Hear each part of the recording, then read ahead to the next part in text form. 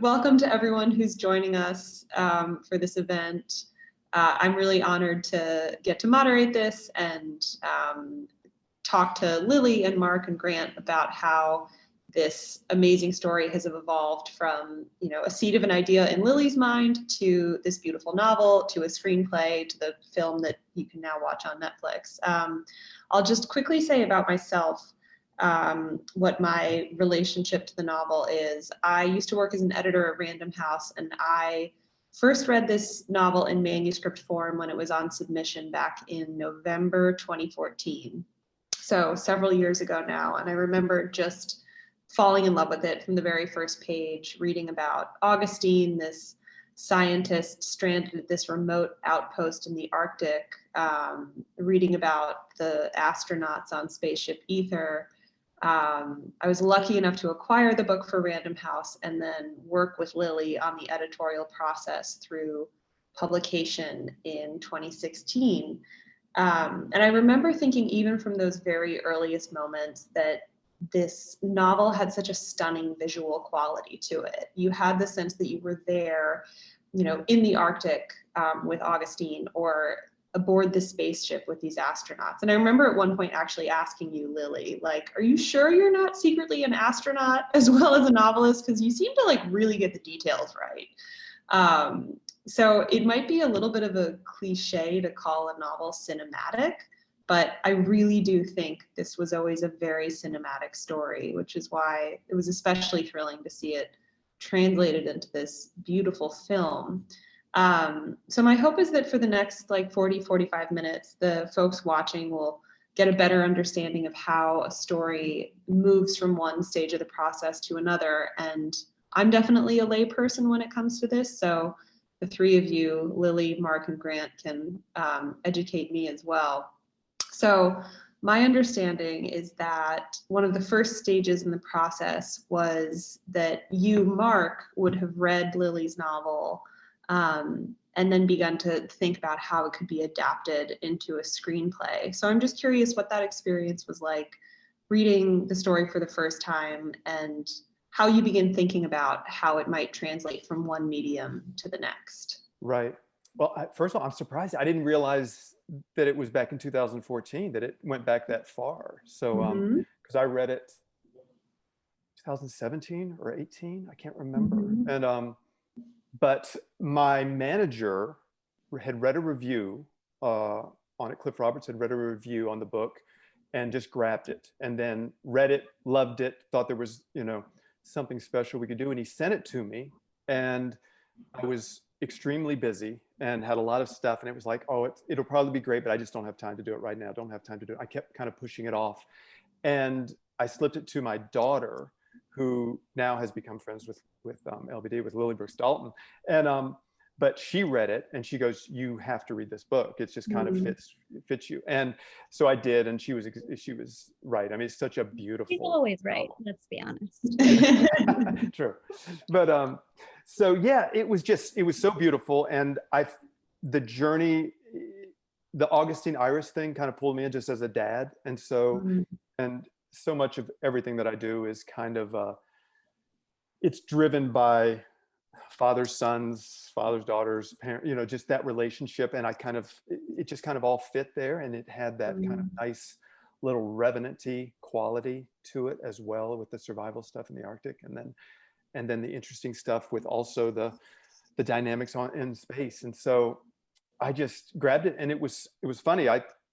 It was very easy for me to adapt, which isn't always the case, but Lily's story was so clean, and the spine of it was just easy to follow. And so the only kind of difficulty was for me, and I know it created even more difficulty for Grant and George, but was kind of the balance, where do we move from Augustine and Iris to Ether? And when do we kind of slide back so that we feel like the momentum is never kind of slowing down? And so that was the only tricky thing with it. Her characters and the story were, like I said, they were so great that it was easy. I felt like I was cheating, she just played it.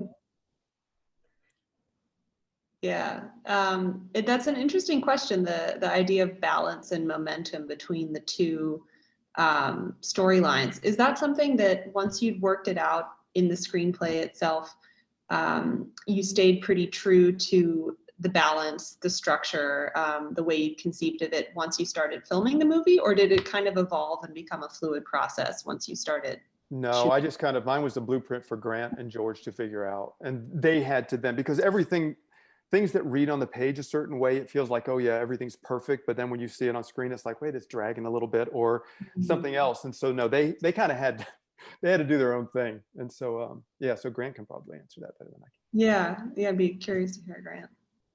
That is the trickiest part of making this film. It was that balance.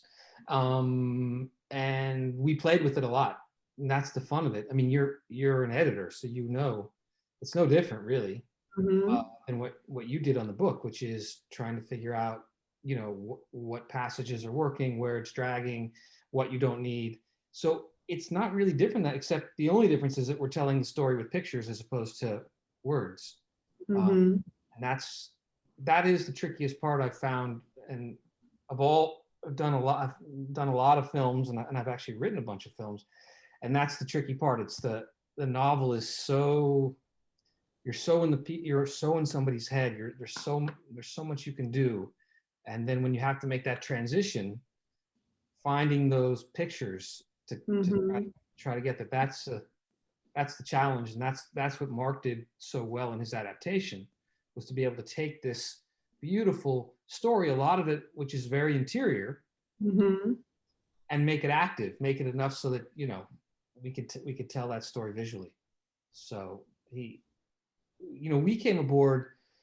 Often we do our own developing, but in this case, we were just given the script right after Mark had finished it, and we read it, and we wanted to do it. I mean, I didn't know the novel. We didn't know anything about it. So we were lucky that it fell into our hands. Yeah. And Grant, I'm curious, Mark was, I love the point you made, Mark, about how you really responded to the kind of parent-child dynamics that play in the story, because that's something that connects with you on a personal level. And for you, Grant, were there particular elements of the story, you know, whether certain characters or certain storylines that really grabbed you? That, you know, I'm a father of 2 daughters. George has just recently had 2 kids, so I think we were in that place. But also the theme for us, and what we came to figure out for us as filmmakers, and I don't know if this is, you know, because often it's funny, you know, people come to us and say, God, you know, it's really amazing, you know, what you did with this film and what it said and stuff, and they'll say stuff that I never thought of before. I'm like, oh, I never really thought of that, but that's great if you got it. But it's the idea of communication, and the whole, you know, it's about a father trying to communicate with a daughter. It's about these people trying to communicate with Earth. And the idea of, you know, of that really struck us hard. And so kind of that was one of the organizing thoughts about how we put the film together. Yeah. Lily, back when you were writing the novel several years ago, was that kind of that sense of communication, the way of like one person bridging that gap of isolation to another, was that something that you were consciously kind of crafting in the story, or do you think it was more just came out naturally in the characters you were writing? Well, it's interesting. I think initially I knew I wanted to be writing about isolation, and it took me a little while to figure out that you can't really write an engaged story about isolation unless you're also talking about connection. And so letting that balance play out. And I'm also just thinking about my experience, hearing you guys talk about deciding when to cut back and forth and how to weigh those 2 stories against each other. I'm remembering writing it, and I would get stuck at a transition. Like I know, okay, here I have to go back to the other story. And I would get stuck. And I remember wondering out loud to a friend if I could just write one story in its entirety and then write the other one and then cut them together instead of losing my momentum in this way. And he was like, no, don't be stupid. You can't do that, because if you do that, you're gonna like you won't have that connective tissue. And of course, he was annoyingly correct. But it's tricky. It's tricky to keep the momentum between the two. Yeah. Yeah, it's funny because I think on a superficial level, the two stories seem very different. Like at an initial glance, it's like Augustine is very earthbound. He's like stuck in this, you know, surrounded by the landscape and the weather of planet Earth. It's like literally pinning him in one place, whereas the crew on Ether, Sully and the rest of them are, you know, floating in this vacuum.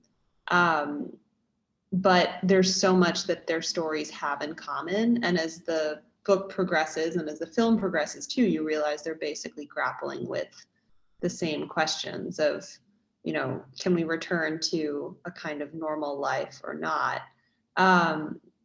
And I do think it's kind of eerie to watch this movie in December 2020 or January 2021 in the middle of this global pandemic and realize how much we have to take from and learn from this story, even though it was written and filmed, I assume filmed pre-pandemic, but I'd be curious to hear from you, you all. Were you done filming at the point that COVID-19 took over our lives or still in process?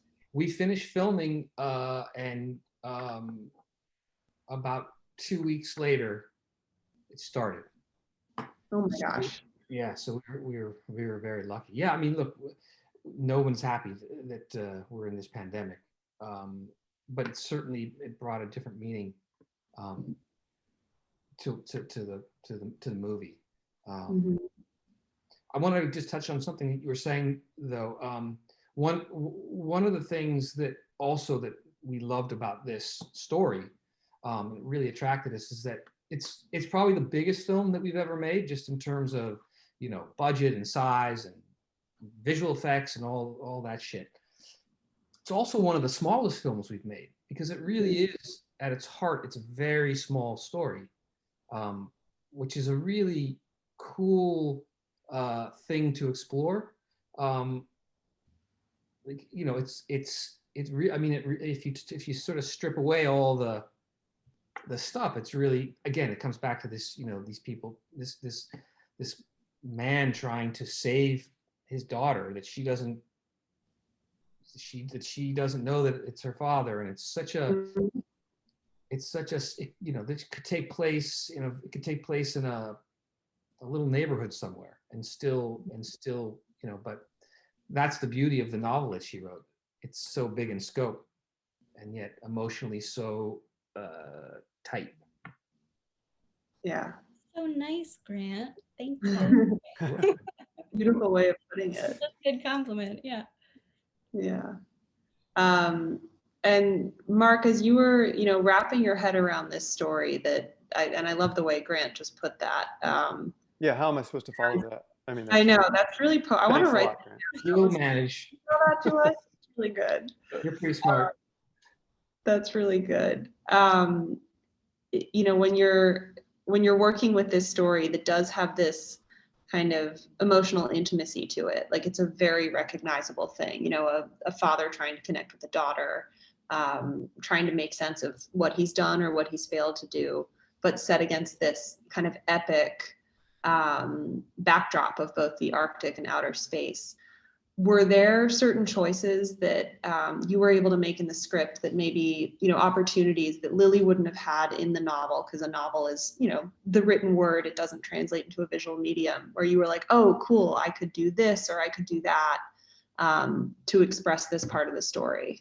Right. I think probably the two biggest things I changed or kind of took advantage of was that in the novel, it's the Augustine and Sully, you don't ever really have that. It's like he doesn't know that he's going to get to her in the novel. And so the only thing I switched was that, because I wanted that idea of this man at the end of his life, at the end of the world, kind of as we know it, there's this little sliver of chance for redemption and to the mistakes that he's made, and how he'd spent, and this was all in this stuff was in Lily's book, as far as his whole life had been spent kind of pointing upward, you know, always looking out and never kind of looking around and never taking advantage, and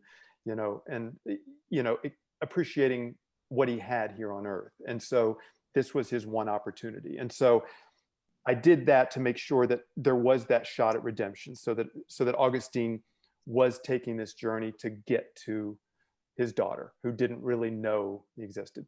So that was the one change. The other thing, as far as taking advantage, it was more the journey. I think Augustine and Iris, just adding visual elements, like adding the stuff on the ice, or the little bit with the wolves, and different, where he loses her in the snow, and kind of those things, which are, it was all laid out again so beautifully by Lily, but it was just a way to get to, the pictures are going to be really cool. It's like you're going to be able to take advantage of those landscapes and the views and kind of what's out there and how dangerous it could be. And again, I dipped back to some of my Revenant stuff, about like, I love characters that have to deal with stuff on their own. You strip technology away from them, and it's suddenly just them kind of overcoming nature, but also overcoming themselves, and their flaws and their weaknesses and their fears. And that Arctic landscape provided that for me. And so so that was it. Everything else, man,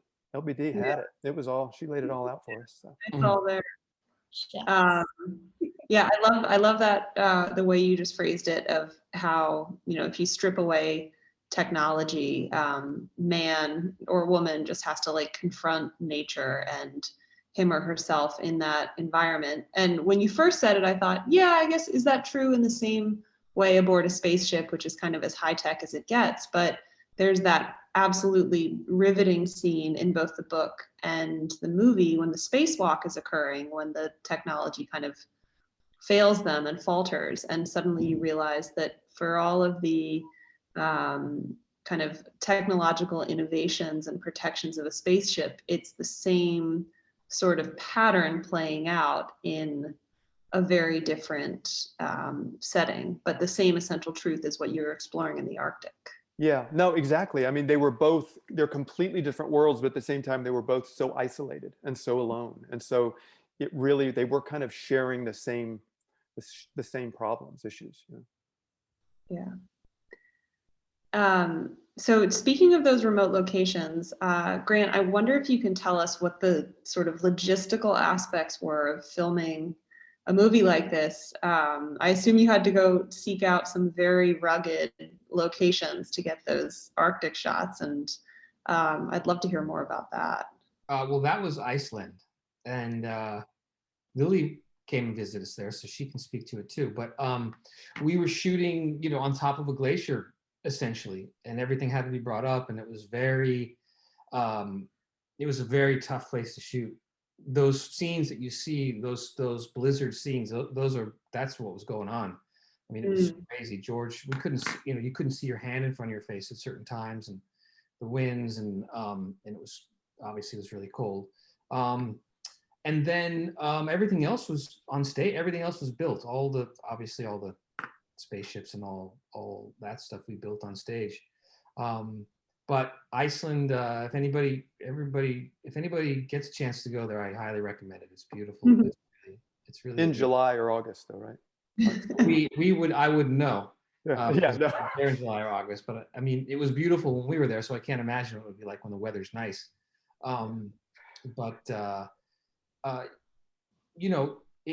That's really kind of part of the fun too, is getting to go to these amazing places and figuring out how to get all your equipment up there and be safe and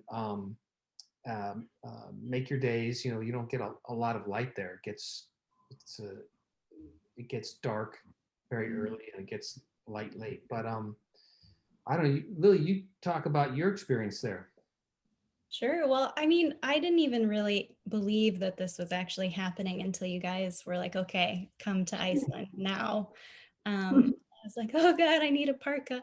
But then right before I left, actually, someone emailed me and was like, actually, it's really brutal here. You might want to wait and just visit us in London. And I was like, no, man, brutal travel is my thing. I'm definitely coming. I'm not missing this. But yeah, getting to just like walk around on a glacier was like a bucket list experience for sure. Yeah. It's kind of It difficult must be to see the character that you wrote, that you just made up out of whole cloth, and then see that character in the guise of George Clooney, with a frozen face and a frozen beard, acting out these scenes. That must have been surreal. It totally blew me away. I mean, it's like, as a wordsmith, it's really frustrating to not have good words to describe what that felt like. But But you did well because you finagled that trip into a cameo appearance in the film, so. Oh yeah, well, it occurred to me, I was like, God, there's only going to be 2 scenes that there are extras in at all in the movie, so I better like get my request in early for the only remaining scene where I could possibly sneak into. And you have a nice little featured shot. So Yeah. Oh yeah. If you're watching the movie, you'll definitely see her if you're paying attention. Mm-hmm. Yeah, I remember Lily. I remember I was texting with Lily right like the day or so before the movie premiered on Netflix, and she's like, "Yeah, keep your eyes peeled. You might see my cameo." And so I was like sitting there hyper attentive. I was like, "Can't miss it." And then it was lingering on her, and she looked so beautiful. I was like, "Oh my God!" I just started applauding in my living room. I was so excited. Yeah, yeah. Well, it has to be, Lily. I imagine the idea that, several years ago, 7 odd years ago now, you sat down at some point and thought up this character named Augustine and thought up this character named Iris and started tinkering around in, a Word document or something. And then, of course, the characters in the story evolve as you're writing it and as you're editing it. And then the evolution continues as it passes into the hands of people like Mark and Grant. And I know you and I have spoken before about the kind of strange and wonderful way that the creative process involves like a passing of a baton from one set of hands to the other. And so has that experience for you been one with certain surprises and revelations? Like, do you feel like you've learned things along the way that you maybe weren't expecting? Absolutely. I mean, I think it goes back to something that Grant said too, about hearing feedback from people who've watched the film or read the book, and they're like, yeah, I got this from it. And you're like, cool. I had no idea that was in there, but you've said it so beautifully, and whatever you've taken from it is correct because that's what you got.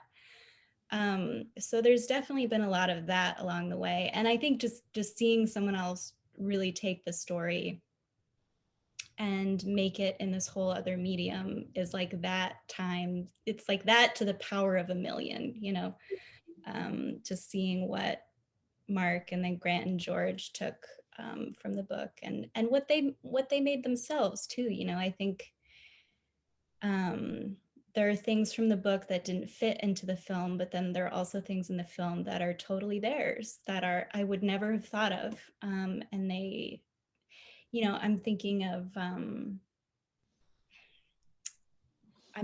the scene after the spacewalk where there's, spoilers are okay. Yeah. I think everyone in the audience, if you don't want spoilers, just cover your ears.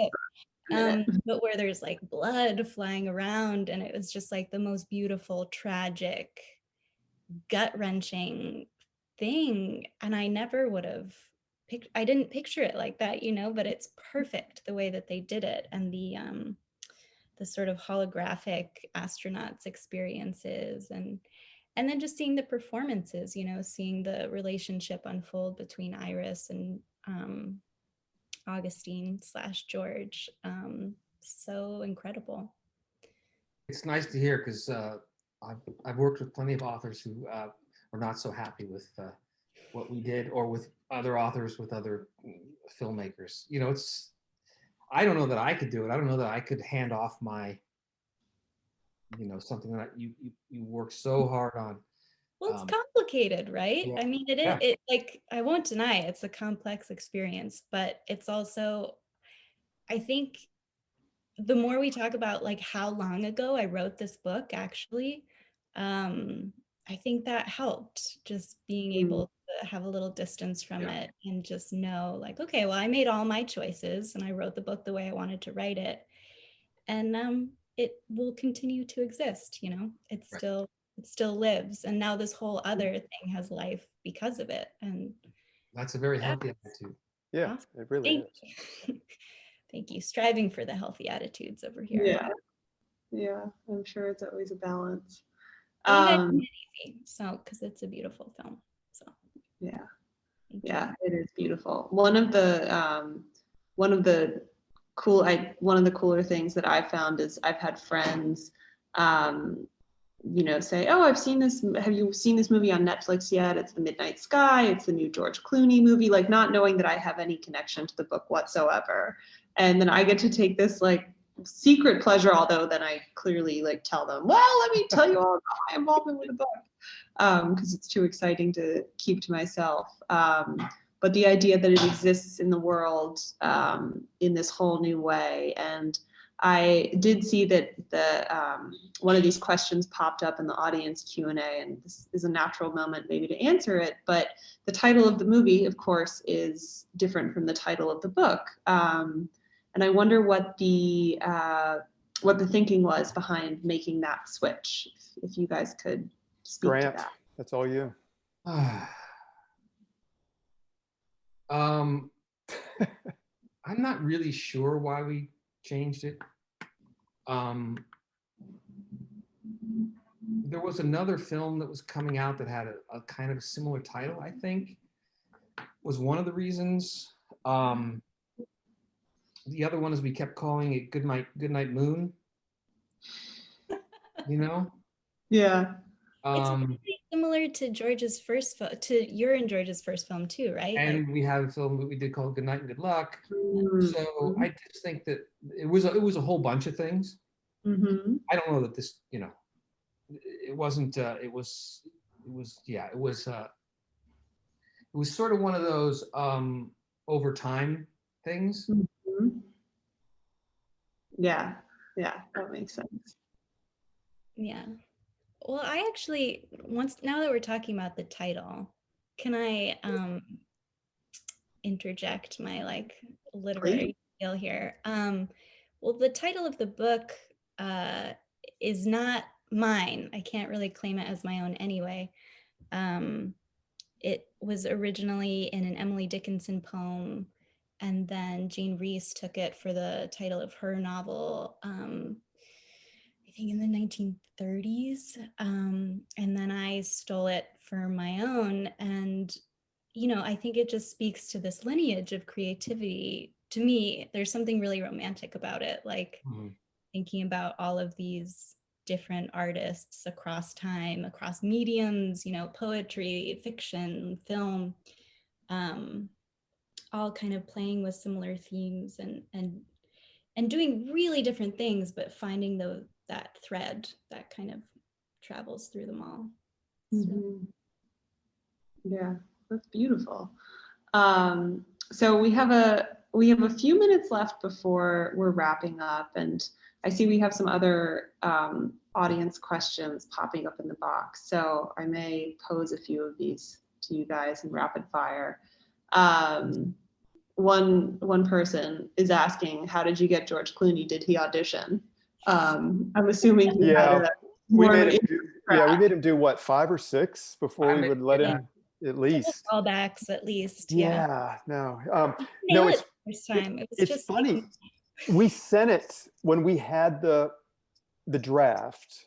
We were going out to directors, and our thing was like, who's the director that we can get like George Clooney for Augustine? Because we thought if we sent it to him as a director, he would just say no way, because it's so different than what he had done and everything. So we were just trying to get it to them, you know, just to see if we could somehow, you know. And so for him to say, not only do I like the role, but yeah, we want to produce this, I want to direct it. That was kind of the ultimate dream. We never expected to get that trifecta out of it. It was really just, you know, it was like, who can we get that could get us George Clooney? You know, little did we know it was George Clooney that would get us George Clooney. Yeah, George Clooney can get you George Clooney. Yeah, that was it, and it was like so perfect, and Yeah, I remember the day whenever, my agent called and said, yeah, Smokehouse is interested and George wants to talk to you about it. It was like, oh my God, are you serious? So it was, no, it was perfect. It couldn't have worked out any better, clearly from the film. Yeah. Yeah. When they called me to tell me that George was going to direct and star in it, I was just like, shut up. That's not true. Like, that's a joke. It's got to be a joke. Mm-hmm. Can't be real. So another question that popped up for you, Lily, is what part of the movie do you think represented your book most closely, or hewed closest to your sort of imagination of it? Oh, that's hard. I don't know. I mean, this is a boring answer, but honestly, the first couple minutes where we're just seeing that abandoned observatory really took my breath away, because it just felt like someone had like snuck into my imagination and like cut a piece of it out and put it on the screen. And I'm sure there are other moments, but I think after that, I just fall into the movie and I stop kind of being quite so aware of what's happening. But yeah, definitely. Also the Arctic stuff, just like the snow swirling around, those sweeping views. I think that was a big part of imagining the story, is just trying to put myself in those landscapes and think about what that would feel like. Mm-hmm. On a different note, a question I got was the Neil Diamond song the ship crew sang in the film also in the book? My guess is probably no, and that it was added more for, a moment of levity. Yeah, it wasn't in the book. And that was really, we really needed a transition that we didn't have. Thanks, Mark. No, we wanted a transition from, because there's the spacewalk, and we really wanted the spacewalk to feel like a real character, real moment, and take our time with it.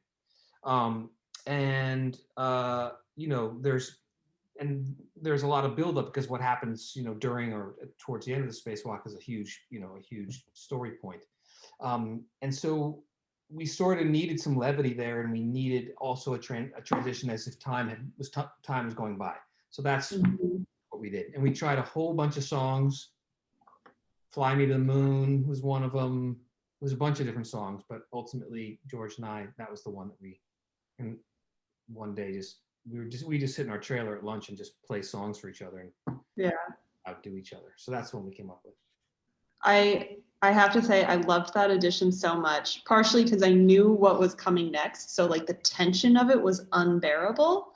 And also because, I don't know, you hear Sweet Caroline and you think of the 7th inning stretch, right? You think of like, baseball fields and popcorn and peanuts, which is like the opposite of the kind of cold vacuum of space. So I thought it did a beautiful job of like highlighting how homesick these astronauts must be, and craving that little bit of normalcy on Earth.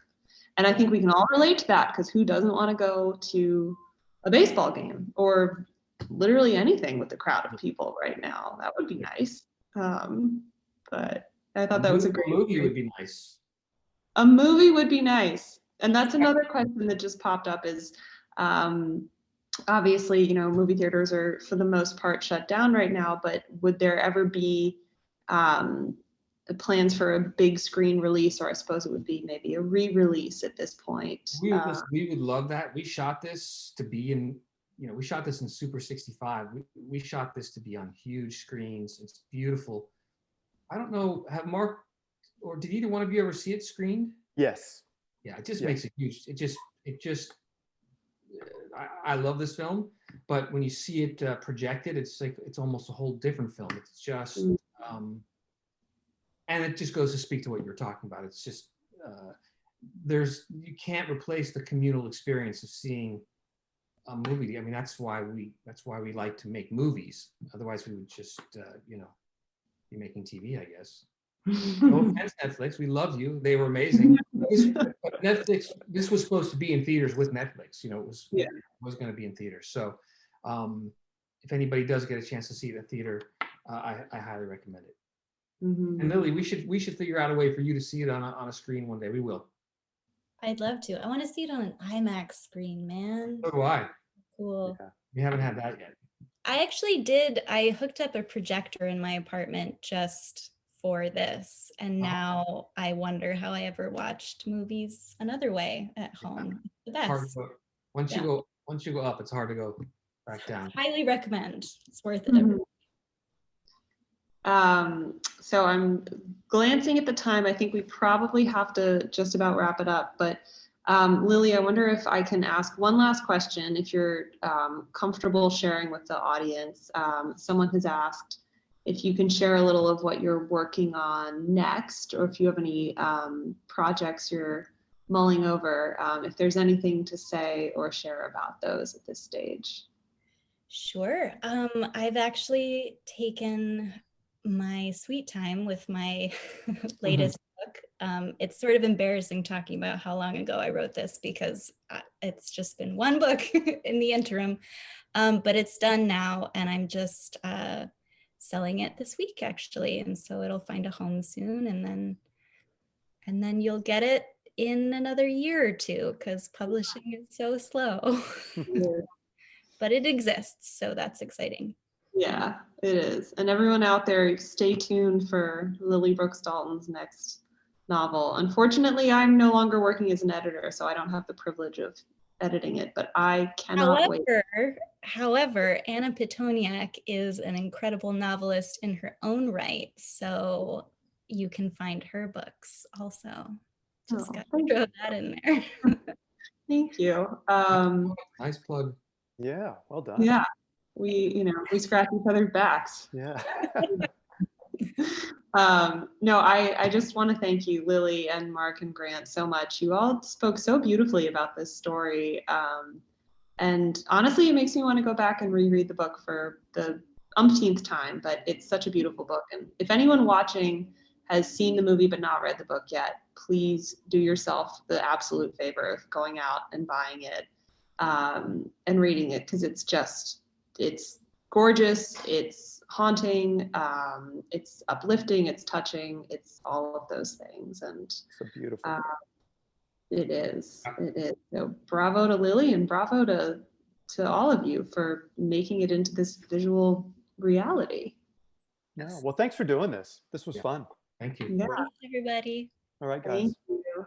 Thank you all. Thanks. Good night, everyone. Thanks, Melanie.